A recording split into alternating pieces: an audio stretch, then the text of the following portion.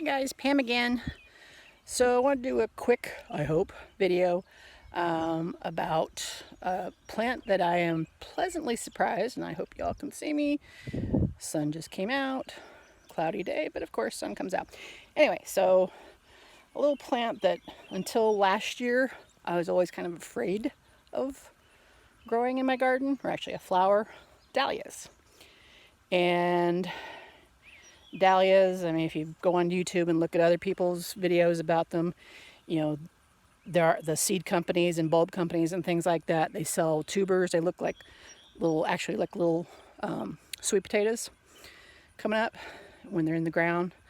But so you can buy the tubers, you know, and plant them and all that kind of stuff. And basically you get the tubers and then you can pot them up and try and get a head start before it warms up well enough in the spring so that you can plant them out in the springtime and they flower. And then when fall hits, the foliage dies back before it gets a hard frost. You have to dig everything up, label them, store them away so that they're not too hot, not too cold, not too wet, not too dry kind of deal. You know, one of those Goldilocks sounding kind of plants. Well, I went to one of my favorite little produce stands nearby, and they had dahlias in 4-inch pots, and they had this, so they had this dahlia. It was a 4-inch pot, and I actually grew it in this same exact spot, and it has these beautiful dark red flowers. I'm a sucker for dark red. I've been trying to grow like dark red, almost purpley roses now. I actually have purchased 2 bare root roses that were supposed to have really dark red, almost purple flowers. And whether it was my own fault or just happenstance or bad luck, the year before I had bought one and planted it out in the garden in April, and then we had this humongous frost. It got down to like 16 degrees and it died back. Even though I thought I had it mulched well enough, it died back. So the mail order company that I got it from, I emailed them and told them what happened, and they were like, well, we're out of bare roses this year, but email us first thing this year, you know, 2022, and we'll see what we've got. Well, of course, they didn't have the variety that I got. I think the first one was called Twilight Zone. Pictures were gorgeous. And so this year I looked through what they had similar and chose one, potted, you know, went out, planted it at the appropriate time, and it just never did grow. I don't know what was going on with that. I mulched it well, I watered it, I did everything I can. It just never grew, and I was just like, well, we're going to forget about dark red roses for this year. But, so my little dahlia, the little tubers survived the winter. I did dutifully dig them up and plant them. And then with dahlias, you can kind of do like other bulbs and things like that. You can divide them. So I divided them up, the tubers that I had, in half, basically. Just I wasn't gonna push my luck.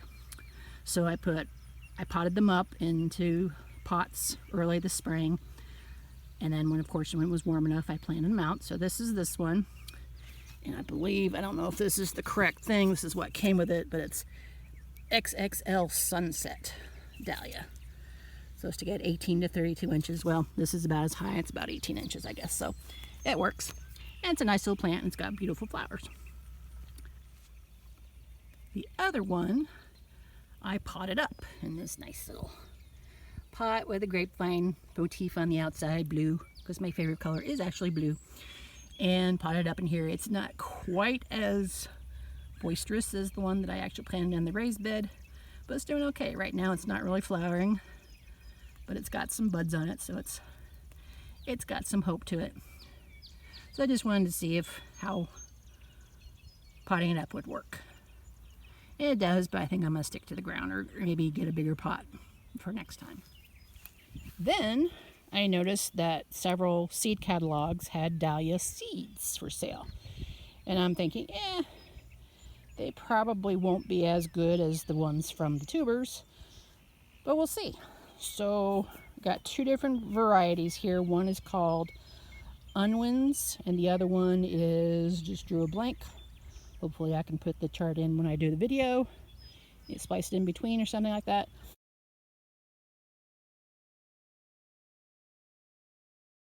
So I've got two here. I've got, well, four here, two of each. And it's got this nice, creamy, almost white double flower, which I love. I'm thinking there's one variety of the one and three of the others. I thought I had two and two. But, so these guys are just singles. This is a nice yellow color. I've got to deadhead a little bit.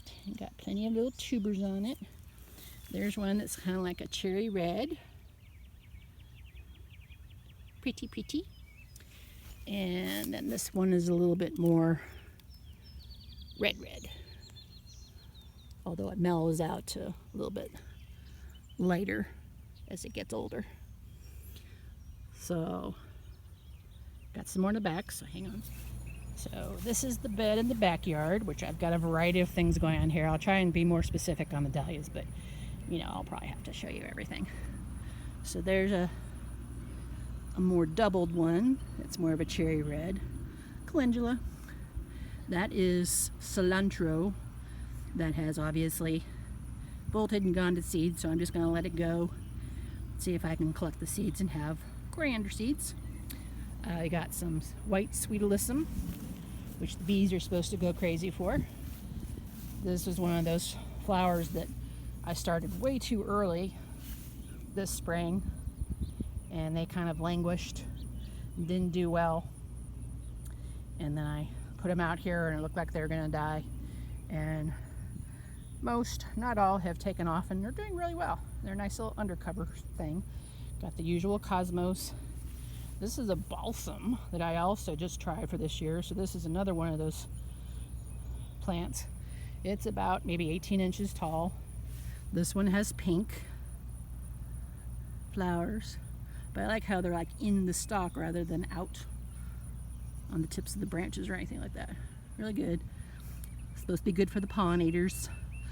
A couple of videos I've watched said they do have a tendency to be kind of invasive, but you know, at this point, you know, it's in a little fairly restricted area here. So more calendula, more cosmos. Snapdragon. This is Black Prince, one of my favorites. That is Angelonia, one of my favorites when I can remember to buy seeds for it. More balsam, which weirdly enough has two different colors on it. There's this nice little salmon color, and then there's a darker fuchsia purpley color. That's kind of cool. Don't have two there, do I? Oh, yes I do. That's why.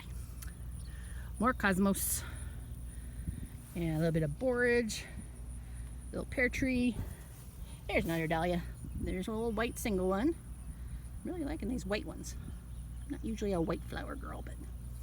And not doing as well as I had thought. This is a flowering tobacco, flowering tobacco. That's the word.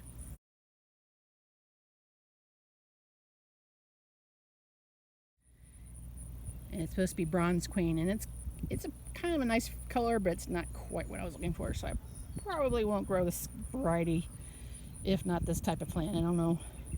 Tobacco is supposed to grow really well here in East Tennessee, but evidently I don't have the touch. Some more calendula that's doing well. That is a profusion red zinnia. Love those guys too. They just keep flowering all summer long. More sweet alyssum. Say hi to the bees. Hi bees. Doing okay? Okay. That is the purple one. There is Ageratum. Growing these for the first time. That was another one like the alyssum that I was kind of on the fence about because it just kind of sent out these little spindly little stalks with a few flowers on the end, but evidently it had to take time to get established. Some more of the Black Prince snapdragons, another pear tree, more balsam, There's some basil in here, most of it going to seed and not doing well. And there's another yellow dahlia. Let's get one that's not icky, needs to be pulled off. There you go. So yeah, another forage that's starting to take off now. We've had such weird weather the last couple of weeks. It's been really hot. It's the 29th of June right now, so the 21st was the first day of summer. So yeah. And this thing with the little purpley flowers, it's called malva on the seed packet, but it's basically a mallow, kind of like a relative of the hibiscus.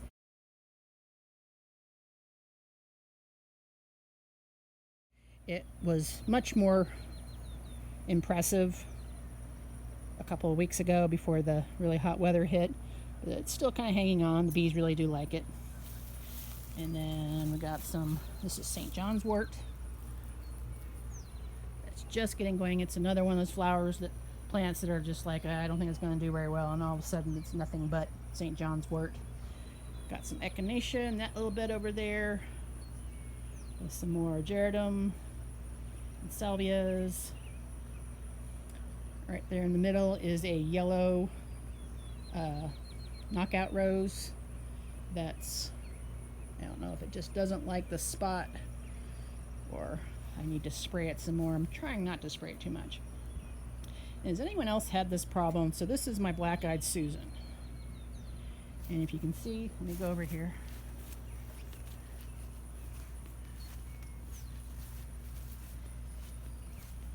It got nice and big and tall, and it started putting out all these little flower buds, but it basically stopped right here. So these little yellow things, that was all. And it got water. So basically I got the black eyes, but I don't get the Susans. And it's just covered in all these little buds that don't do anything. So I'm just like, do I cut it back? Do I just let it do its thing? I don't know. And then here's my usual violet queen zinnia that I need to deadhead. I had these seeds, and usually I like my flowers a little bit shorter. Violet queen seems to like want to try and reach for the stars. And that one, that's another one that blooms in the spring evidently. This is painted daisy, and it just had thousands of these little pink little daisy flowers all over it this spring, and then it like pretty much dies back. I cut it all back and now it's regrowing, so I don't know if it's going to try to reblossom or not. It didn't do it last year, but I'm okay with it. Alright, so that was my forage into dahlias. Let's go back to the dahlias then. Since this is supposed to be a video about dahlias. Alright, so here's little dahlias. So what I'm supposed to do with these guys come fall, just like I did with the ones that I bought at the produce stand last year, is once they kind of die back, I'm going to dig them up and let them dry out, store them away for winter. I thought about maybe labeling them just so I knew what was where, but I kind of like the free form effect. And then probably going to think about either buying some more tubers from the more traditional type, because supposedly the dahlias you can grow from seed. You don't know what color you're going to get, which I kind of like, but other people are a little bit more. They like structure in their garden. I'm kind of like, okay, let's put something here and see if it grows. But yeah, so I'll try and save all these over winter and replant them in the spring. And definitely going to do the balsam again, unless they turn out to be a pain in my butt. But oh, my dill is doing well. Ooh. Yeah, there's my dill starting to kind of get a flower. And more cilantro / coriander. So that was my spiel about dahlias.